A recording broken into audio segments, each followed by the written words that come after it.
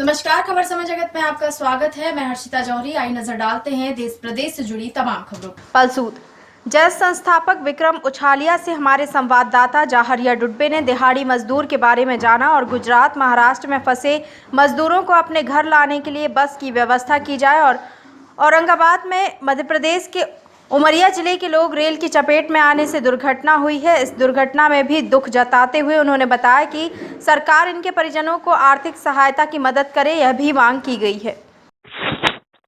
नमस्कार अचला जी। नमस्कार। एक समय जगत मीडिया में आपका बहुत बहुत स्वागत। धन्यवाद। ये हमारे साथ फोन लाइन पर जुड़े हैं जे संस्थापक विक्रम अछलिया जी पलसूस से। हम इनसे कोरोना महामारी जैसी बीमारी के बारे में जानेंगे और जो अपने दिहाड़ी मजदूर करते उनके बारे में भी जानेंगे। सरकारी लॉकडाउन के चलते सरकार इनके मजदूरों को कैसी व्यवस्था कर रही ये भी उनसे जानेंगे। अचला जी, मजदूर जी, महाराष्ट्र गुजरात गए हैं, वो फंसे हैं और उनको लाने के लिए सरकार की व्यवस्था कैसी क्या है?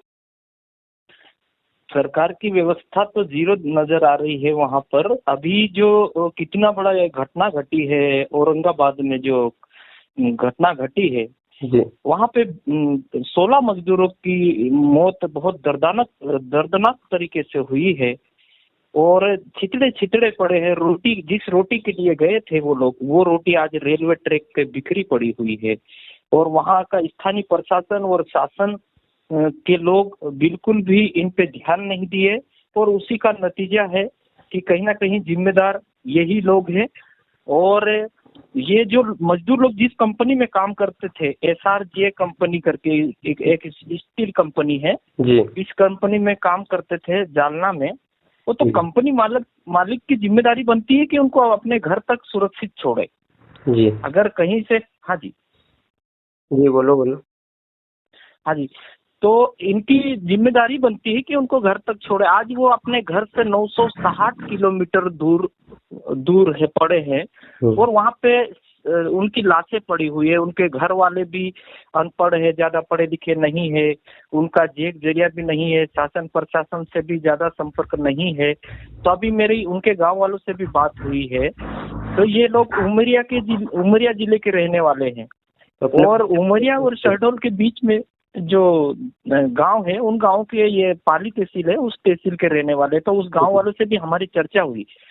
तो ऐसे तमाम घटनाएं घट रही है। कोई चलते चलते दम तोड़ रहा है, कहीं कोई साइकिल से जा रहा है, तो कहीं गाड़ियों से टकरा के एक्सीडेंट हो रहे हैं। तो ये क्या हो रहा है? लॉकडाउन से पहले सरकारों को सही तरीके से इनके लिए कुछ विकल्प खोजना था। उसके बाद ही कुछ फैसला लेते तो और बेहतर होता। जी, इन मजदूरों को सरकार के तरफ इनके परिजनों को कैसे व्यवस्था करना चाहिए? इनके जैसे बाकी लोगों की व्यवस्था करते, जैसे विदेश से लाने के लिए तो फ्लाइट की व्यवस्था हो जाती है और हमारे जो यहाँ से जो लोग हैं, हमारे लोग, उनके एक ट्रक तक नसीब नहीं हो रहा है। और जिस ट्रेन से जा रहे हैं, कोई कहीं कहीं बसों की व्यवस्था किया है शासन प्रशासन ने, लेकिन ऐसा सुनने में मिल रहा है हम लोगों को कि उनसे भी पैसे वसूले जा रहे हैं और कुछ ही दूरी पे ले जाके उन लोगों को छोड़ दिया जाता है। जी, तो ये क्या हो रहा है? मजदूरों कुछ को समझ में नहीं आ रहा। तक नहीं आने दे रही है सरकार, निजी वाहन से तक नहीं आने दे रही, ई पास मंगवा रही, बीच में फंदा ला रही है क्या? हाँ, तो ऐसे कई मामले आ रहे हैं। अभी मेरे पास आपसे बात करने से पहले 1 घंटे पहले महाराष्ट्र के जो सिरपुर गांव है, वहां से फोन आया है। महिला प्रेग्नेंट है, वो एक कंपनी में काम करती है, वो वहां पे फंसे हुए हैं। तो वो लोग भी अपने घर जाना चाहते हैं और लॉकडाउन में फंसे हुए हैं।